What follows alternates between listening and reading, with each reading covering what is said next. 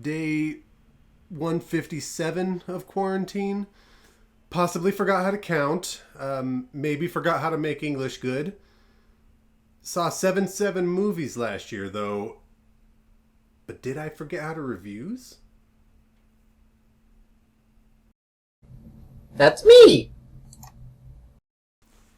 Hello, everybody, and welcome to my New Year review. And boy, what a year it's been. I started my year by losing my cat to cancer, and now I think I haven't seen another human being in roughly 3 months. Who am I kidding? I'm antisocial and I love getting to stay home. But what this has given me is more time for reviews. Or more accurately, less excuses to not reviews. So let's get into it. It's worth mentioning before I get into my worst films of the year that I didn't actually see too many movies that I hated this year. So some of the movies making my list were just kind of boring or not worth watching, but didn't really make me angry or disappoint too much. But let's hear about them in the worst films of 2019. Dishonorable mentions. Ma, because it's more like meh. Do you get it? The Intruder, because it's just so damned regular. And Hellboy, because I was never really a big fan of any version of Hellboy, and this movie did nothing to change that. Came closer to cementing it. Number 5.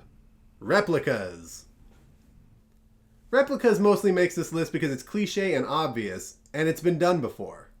I started to assume that it wasn't going to be good because they played trailers for John Wick before the movie, as if to remind us that Keanu does good movies from time to time. I wouldn't go so far as to say that I hated this movie, but I do have an unusually high tolerance for bad movies. And this movie was bad. The premise for this movie was okay, but it has been okay in many movies before this one. There's a doctor testing something that kind of plays God, and then something happens to their family, and in their grief, they use this experimental procedure to save them, usually with disastrous results. So when Keanu is texting and driving in the pouring rain at nighttime, you know he's about to Doctor Strange's family into a clone. You would probably assume that you could write the rest of the movie from there, but they swerve you by probably not putting much thought into the ending themselves. Keanu has a conversation earlier about how he doesn't believe the soul exists, so you can assume that he's going to clone them and they'll be evil because they don't have a soul, but no, they're fine. They're just like a little bit off because of some glitches in the process and because they realize that a week has mysteriously vanished from all of them, but they don't start like eating rabbits that they strangle to death with their bare hands or something. So basically Keanu was right, the soul doesn't exist. The conflict in this movie comes from the government, who kind of rightly doesn't want these clones to exist, but once that's taken care of, Keanu and his family run away and live happily ever after. So to wrap things up, there is no soul, and playing God is cool if you can get away with it. There are no repercussions, except for a bad movie. That's repercussion enough. Number 4. Palms? I can't be too mad at the outcome of this movie because it's my own damn fault. I had a pretty good idea what would happen if I watched this movie, but I did it anyway. Here's the quick pitch for this movie. Have you ever watched a movie about young, fit women cheerleading and wished that they were grandparents? You just read my damn mind. We're going to make your movie. But without you, because I'm going to have you burned at the stake for your unholy magical psychic powers.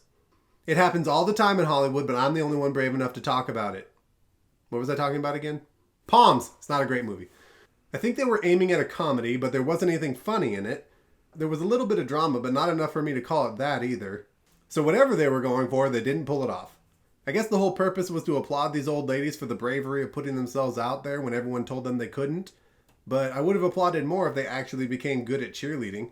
Their big move for the finale was lifting their hands rapidly. That's not a joke.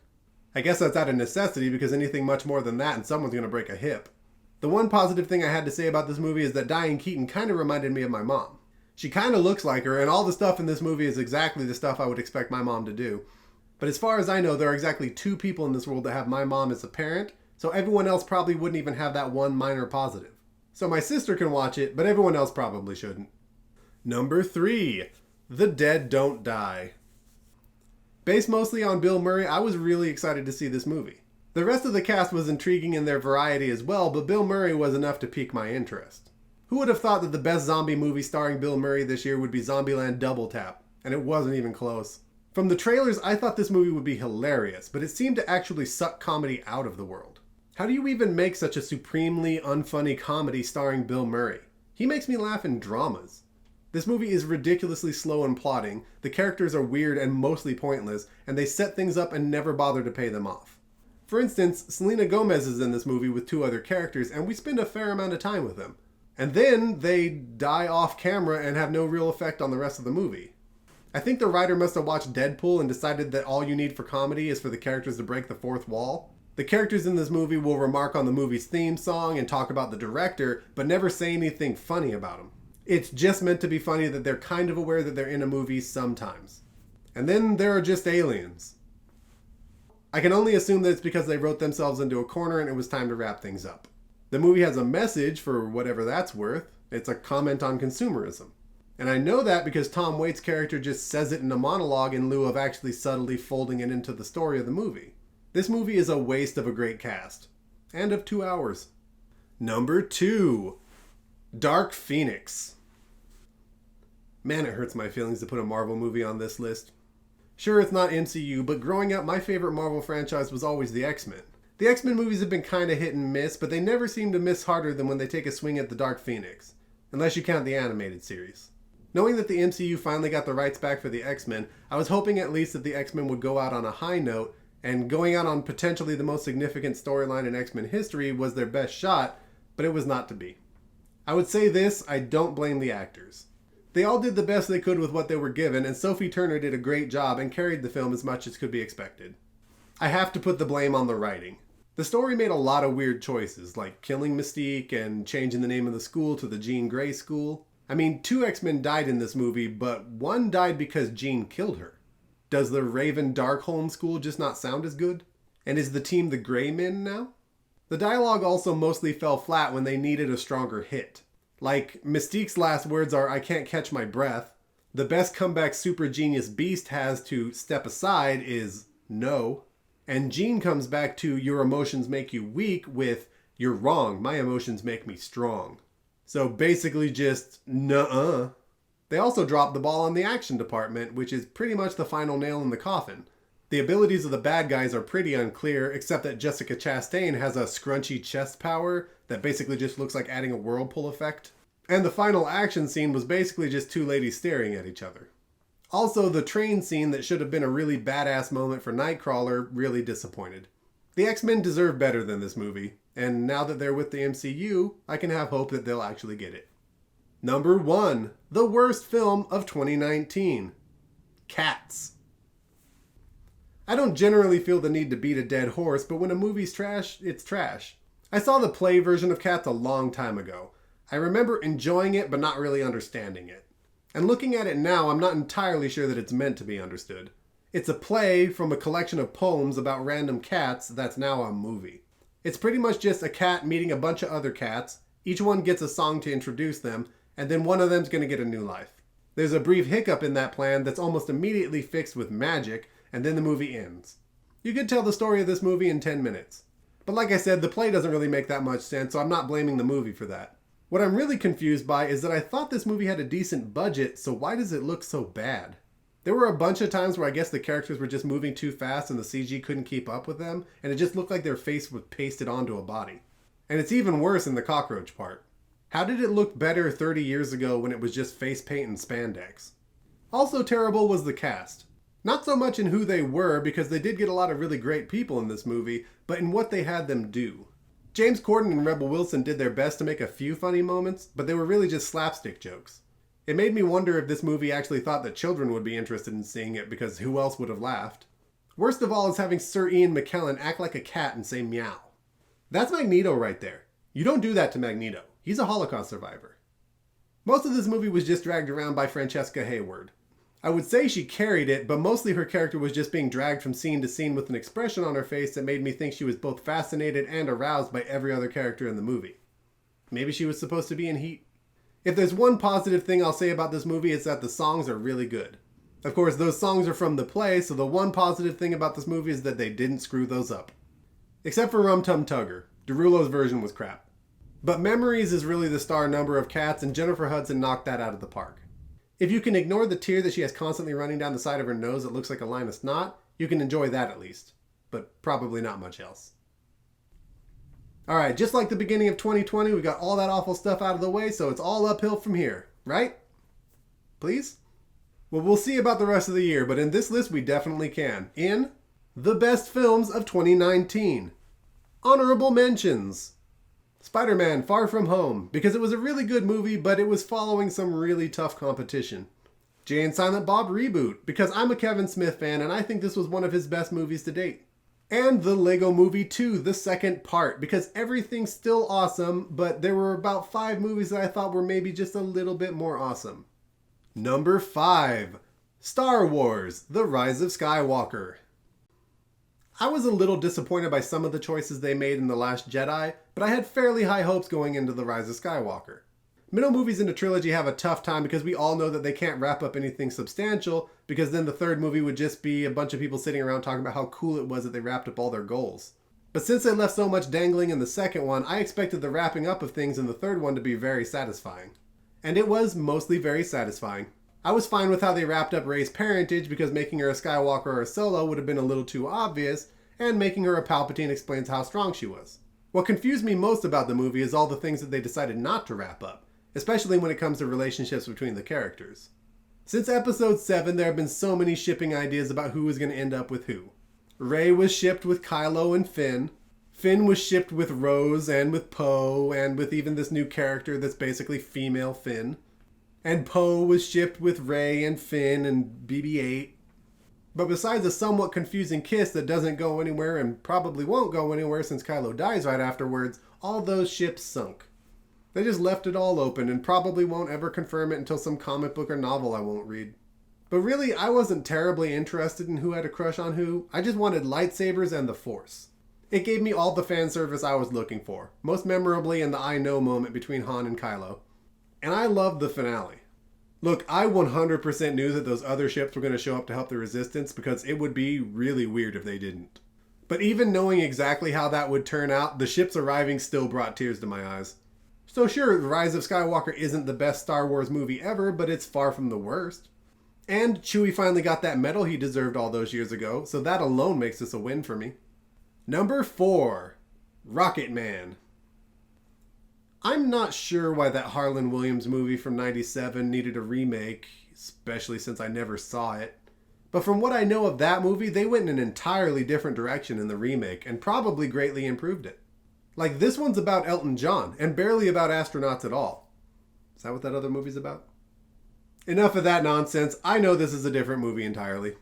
I assume this movie mostly got greenlit off the popularity of Bohemian Rhapsody, but strangely enough, I dare say I enjoyed this movie more. That movie had Rami Malek and Queen's music going for it, but not much else.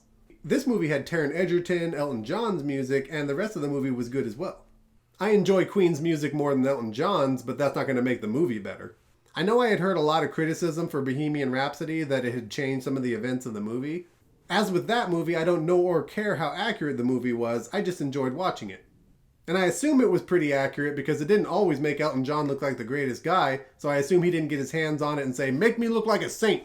So even though I enjoyed Bohemian Rhapsody, I would say that of the 2 ultra-famous homosexual musician biopics I've seen, Rocket Man is better. Maybe I should check out Behind the Candelabra next. Number 3. Once Upon a Time in Hollywood. I mean, what really needs to be said about Once Upon a Time in Hollywood? Number 2. Okay, I'll say something about it. It took me a little while to get around to this movie, and I'm not sure why. I love Tarantino's movies, so it's not like I didn't have high hopes for it. Maybe it was the fact that I had those high hopes that concerned me. I mean, could it live up to them? Turns out, yeah, very much so. I enjoyed this movie a lot, but I couldn't bring myself to say it's Tarantino's best movie. I'd probably have a really hard time figuring out what my favorite of his movies would be, though. It's some stiff competition. It's probably the first Kill Bill or Pulp Fiction. Maybe Django. Then there's Inglourious Bastards. Nope, can't do it. But this movie is right up there with the good ones, especially since I don't know that there's a bad one. I was surprised with how little violence there was in this movie, given Tarantino's track record. The majority of the movie was just a wonderful love letter to Hollywood, brilliantly recreated. It wasn't until the end that we got some good violence, but when we got there, that violence was so satisfying. And I remember hearing some people complain about that as well, not liking how they changed history with what happened to Sharon Tate. I wonder if those same people think that Hitler was burned alive in a movie theater by some angry French lady. Personally, I loved it. Throughout the movie, we see Tate occasionally, not doing much but living her life. It created a lot of tension for me knowing what happens to her in real life, especially once the Manson family started showing up. I mean, how can I fully enjoy looking at the glory that is Margot Robbie knowing what's coming? And as that moment drew near, I was also worried about Pitt and DiCaprio because they were right next door, and then BAM! He hits you with a curveball and left me with a smile on my face. Obviously, the whole cast is worth mentioning. I'm sure Tarantino pretty much has his pick of anybody in Hollywood because who wouldn't want to be in one of his movies? I wouldn't have expected that he also had his pick of all of Hollywood's daughters in there as well, but he also had the daughters of Uma Thurman, Bruce Willis, Andie MacDowell, and Kevin Smith. I'm sure most of the women in the movie were someone's daughter now that I think about it, but I might not know who they are. I would say if I had one complaint about this movie is that it left me hanging about Brad Pitt's character's wife. I mean, people mention in the movie that he killed his wife, and we see the setup for where it could have happened, but it also seems completely out of character for him. I personally would have liked to know for sure what went down there. But that's a minor issue for an awesome movie. Number 2, Joker. I had heard that Joker was a fairly polarizing movie, but just call me Santa Claus because I'm up here on the North Pole. That was supposed to mean that I loved it. You could probably already reach that conclusion based on its placement on this list, though. And I had some reservations going into this movie. The biggest one is that I was against giving Joker a conclusive origin story. I mean, this character has existed for 80 years and has never been given a definitive origin story, because who could possibly get a straight answer from the Joker? Probably not even the Joker himself, because that's how crazy works. And as I was watching this movie, I was trying to get used to the fact that this story was going to be official canon now, and the mystery was going to be gone. I mean, it's pretty much the most commonly agreed upon origin story for the Joker with a few tweaks, so I guess it wouldn't be that bad. But then they started adding some things that I wasn't a big fan of, like Joker's apparently related to the Wayne family. I don't know if I care for that. But then the movie handles all my concerns in much the same way that has allowed the Joker's origin story to remain a mystery for so long. That he's an unreliable narrator and he's telling the story to a psychiatrist. There's no telling what, if anything, we just saw was real. Now, we could complain that that makes the whole movie a waste of time because the whole thing was potentially a dream, but I wanted it to be a dream. And it's not like I wasn't entertained by the movie, which may or may not be canon. And Joaquin Phoenix was amazing in this role. Was he the best Joker ever? I'm not ready to commit to that. Mark Hamill and Heath Ledger were amazing as well, and they were all much different interpretations. I'm just going to call it a tie until someone puts a gun to my head. Speaking of which, Robert De Niro was great casting as well. I would say if I have one criticism of this movie, it's of the pacing. I could feel myself getting bored in the early part of the movie and was kind of just hoping he would snap and get to Joker in already. It works out eventually, as you kind of need to see this slow build to appreciate the crescendo, but I could also see people checking out if they weren't as invested as I was. But I was invested, and I feel like it paid off. So now I'm wondering if anybody's confused because what could my number 1 be? I just did a comic book movie. Well, we're going to find out together in the best film of 2019. No, it's Avengers Endgame. Okay, look, I know I said there would only be one comic book movie, but I made the rule and I can break it. And 2, that was DC. This is Marvel. It's different. And I use no hyperbole whatsoever when I say that this is the greatest movie of all time for always. Better even than Highlander. Okay, maybe there's some hyperbole in that, but really, how could this not be my number 1 this year? I mean, I feel like MCU movies have topped my best of lists since I've been doing best of lists, and Endgame is the culmination of MCU movies. It's the most fan-servicey movie that's ever serviced fans, and guess what? I'm a fan, and I got serviced by this movie many times over and more to come. And Endgame was not an easy feat to pull off. I mean, you have to wrap up some 20 films in a satisfying way and meet expectations set by those other movies and the preceding Infinity War that set a bar really, really high. And you have to do it with time travel, which is always difficult to pull off. And they pulled off time travel for the most part. I'm sure if you analyze it too deeply, there's going to be problems. Like, how did the other movies play out when they technically killed past Thanos, and so he wasn't going to be around to set the other movies into motion? And was second Captain America around for all the other fights, but he just ignored them so he could hang out with his lady? That doesn't seem like him. And where did Loki go, and how'd that change the past? Look, time travel complicates things, and nothing that uses it is ever going to escape unscathed. But Endgame pretty much had to do it, or half the roster would just be gone. And how they used it took the form of wrapping up this MCU saga by traipsing through the memorable moments of the rest of the MCU saga in a wonderful flashback they were interacting with. Now, I did have a few minor gripes with this movie, and I'm not talking about the Lady Avengers scene. In the moment, I thought that was awesome. It wasn't until sometime afterwards that I thought about it, and yeah, I agree that technically it doesn't make sense that all the girls were in the same place and no boys were allowed to help.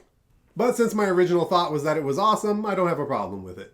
My first problem was with Wong saying you wanted more, because yes, I did. Look, I understand that there were a ton of people in this movie already, but it was the culmination of the MCU. Would it have killed you to just get actually everybody? Maybe get Coulson in the flashback somewhere, get Lady Sif in there, the cast of Agents of S.H.I.E.L.D., the Defenders and Punisher from Netflix. I have to imagine any of those actors would have agreed if you just went up to them and said, we'll pay you a little bit of money, you get in costume, get in front of this green screen, take a few steps forward, and look determined. That would have been enough, and then they could just get lost in the battle or just been CG. The bigger disappointment to me was the Hulk. We spent all of Infinity War getting blue balls, or in this case green balls, building to the fact that Bruce can't transform into the Hulk. It was his whole thing in Infinity War. And I just knew that they were going to pay off the whole thing by having the chips be down, and then the Hulk transforms, and he smashes something but good and comes through for everybody. Instead, he was just already the Hulk. He figured it out off screen, and now he's the Hulk, and he's chill. And he never even gets a badass smash moment. But those are two minor gripes for an otherwise perfect movie experience. Maybe it's not technically a perfect movie, but it's the perfect movie for Robert, and he's the one reviewing stuff right now. So that's my list. I hope it in some way made your quarantines just a little bit better. It would certainly make mine better if you were to like, comment, and subscribe on this video. If you had any thoughts on my choices or just wanted to share yours, you can leave them in the comments below. So that's all for now. My name is Robert, and the films of 2019 have just been reviewed. The best film of 2018. Avengers: Infinity War. No surprise here, and as I say most years when I get to my number one movie, I'm not here to surprise you. Spoiler alert for next year, all signs point to a very predictable number one for 2019 as well. But of course it's Infinity War. What else would I have picked?